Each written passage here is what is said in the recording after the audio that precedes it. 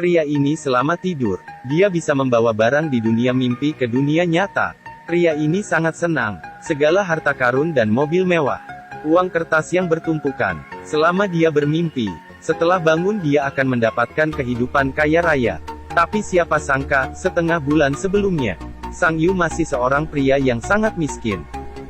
Dia diusir oleh pemilik rumah karena tidak mampu membayar sewa. Dia juga sering mengalami mimpi buruk. Ada setan dalam mimpi yang terus mengejarnya. Setelah bangun dia menyadari, bahkan komputer salah satu hartanya juga dicuri orang. Ini membuat Sang Yu kehilangan harapan. Dia ingin membunuh diri dengan terjun ke bawah. Tiba-tiba paman di bawah meneriaknya, "Makan dulu baru lompat." Teriakan ini membuatnya merasa kesal. Kemudian, pancake ini terlalu lezat. Paman bertanya pada Sang Yu, apa yang hilang dari dirinya? Sang Yu memberitahu cerita sedihnya pada paman itu. Paman itu berkata, jika Anda ingin keluar dari mimpi buruk, saya akan ajarkan sebuah mantra. Saya sedang bermimpi. Sang Yu mengira paman itu hanya mencoba menghiburnya. Malam hari, Sang Yu duduk di depan toko sambil makan roti. Dia kembali bermimpi monster. Monster mencekik lehernya. Sang Yu terpikir mantra yang diajari oleh paman itu. Saya sedang bermimpi. Guoran Xingle Guolai. Pedang dalam mimpi yang menusuknya juga kembali bersamanya. Sang Yu membawa pedang ke pasar barang antik. Dalam sekejap mata dijual seharga $20.000. Dia segera pergi makan enak. Juga memesan kamar hotel yang mewah. Malamnya monster kembali datang. Kali ini monster menggunakan kapak besar berlapis emas. Sang Yu berteriak lagi. Setelah bangun dia kembali dengan kapak emas.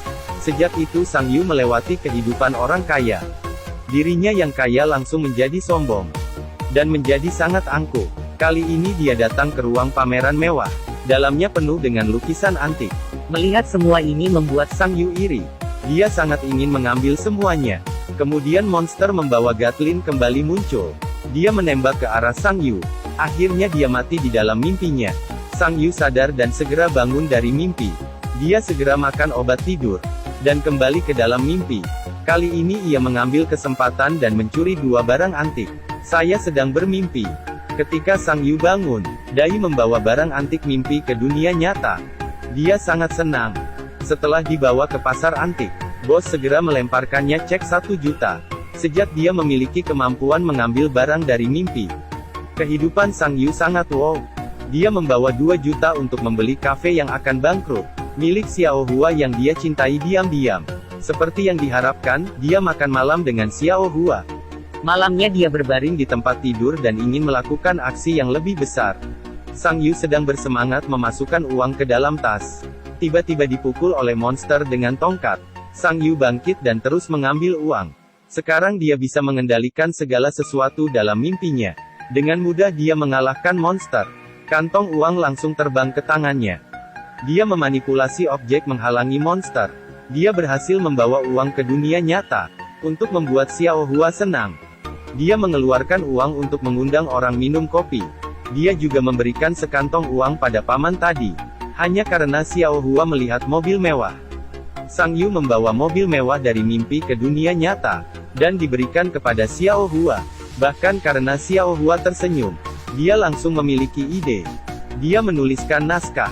Langsung minta San Ge berinvestasi 1 miliar untuk membuat film. Juga membuatnya menjadi pria muda paling kaya di Cina.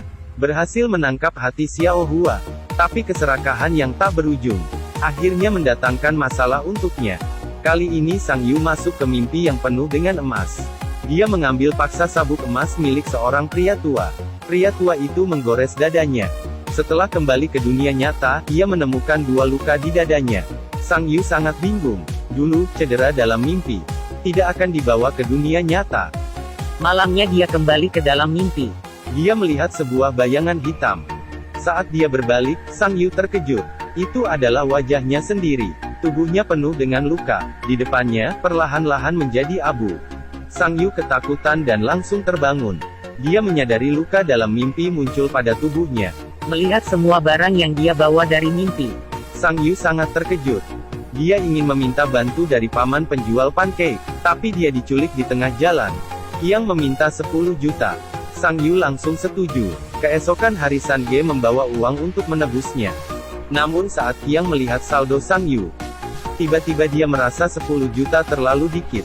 Jadi dia juga mengikat Sang Ge. Dia mengancam Sang Yu ke rumahnya. Semua barang membuat Sang Ge terkejut. Ini sangatlah mewah. Dia menjadi serakah, dan ingin membunuh Sang Yu dan mengambil semua barangnya. Saat itu juga, pacar Sang Yu datang mencarinya. Sehingga mereka memiliki sandera. Tak disangka Xiao Hua sangat jago. Dia langsung menendang Qiang. Sang Ge juga mengambil barang antik dan membantunya. Keduanya bertengkar. Sang Yu ditusuk oleh lawannya. Sang Ge demi menyelamatkan Sang Yu, dia menarik kaki kedua lawannya. Dan akhirnya mati dibunuh mereka.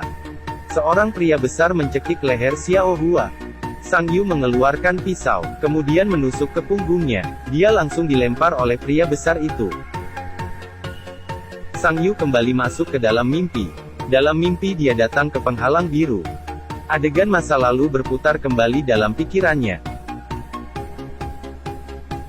Dia melihat Xiao Hua di dalam dinding transparan. Dia memukul dengan kuat tapi sia-sia. Tiba-tiba tubuhnya mengeluarkan suara. Dia menjadi monster dalam mimpinya. Dia mengeluarkan pisau dan memotong dinding. Qiang sangat bingung. Dia melihat di belakang dinding. Tapi tidak ada apapun. Tiba-tiba monster keluar dari dalam dinding. Pisaunya terbang keluar, dan menusuk Qiang di atas dinding. Kemudian dia mengeluarkan Gatlin. Kemudian menghabis semua orang. Kemudian dia menodong Sang Yu yang sekarat. Dengan akhir kehidupan Sang Yu, semua barang yang dibawanya kembali menghilang. Dalam sekejap, Sang Yu terbangun di depan toko serba ada. Melihat Xiao Hua di depannya, Xiao Hua membawanya pulang rumah. Dan memasak semangkuk mie telur. Sang Yu berpikir dia hanya bermimpi. Hidup kembali ke jalur normal. Tapi tidak lama kemudian dia bertemu Paman Pancake lagi. Paman memberinya tas dan berkata, "Uang yang Anda dapatkan dengan mempertaruhkan nyawa. Saya tidak boleh menerimanya." Setelah itu dia memperlihatkan bekas lukanya. Ternyata paman itu adalah sang raja. Sang Yu semakin bingung. Apakah saya sedang di mimpi atau dunia nyata?